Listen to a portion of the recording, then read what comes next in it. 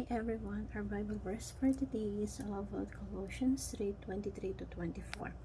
Whatever you do, work at it with all your heart, as working for the Lord, not for human masters, since you know it, at you will receive an inheritance that the Lord as a reward. It is the Lord Christ you are serving. So napakaganda po ng verse natin for today, because it will tell us lahat ng aspeto ng buhay natin. Si Jesus ang Panginoon natin. Siya yung ultimate boss of all the boss. Paano ka maging excellent sa lahat ng aspeto ng buhay mo, being mother, wife, father, parents, teachers, or whatever kind, kung anong field ang ginagalawan natin, do it for the glory of God. Do it for our Lord. Because yung Great Commission is unstoppable, and you are working for the boss of all the boss. God values excellence. So, even sa simpleng paglilinis ng bahay, when you do your best, you give your excellence job, and you work at it with all your heart, ginagawa natin yun hindi para sa tao. Ginagawa natin yun for the boss of all the boss, that gives glory to our God. God values our excellence and sincerity. Do it with all your heart. Do it for the Lord God, the boss of all the boss. Whatever you do, work at it with all your heart. Na andun dapat yung sincerity natin.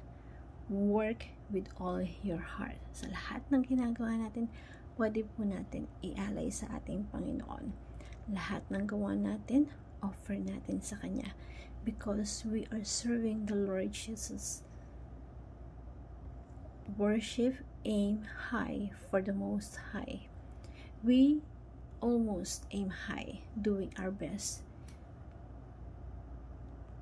to get the best result. So isipin natin ang sinserve natin sa lahat ng ginagawa natin, even sa paglilinis ng bahay, that is for Jesus Christ. Embrace excellence as the lifestyle that we have, because excellent is the reward giving blessings by God as your lifestyle. When you give your best, you will receive blessings. So embrace excellence as a lifestyle. Give your best shot for our glory, and give your best shot for the Lord. So I want to share this simple prayer. Heavenly Father, thank you for reminding me that you are sincerity and excellence in all I do. You call me to work wholeheartedly in every test, knowing you see my effort and the attitudes of my heart.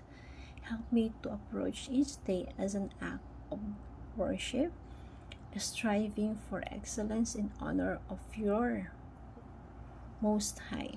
I recognize you are the boss of all the bosses. Please enable me to always do my best as my lifestyle. My work always reflect your glory and bring honor to your name. And I pray in Jesus' name, amen. Thank you everyone, and God bless.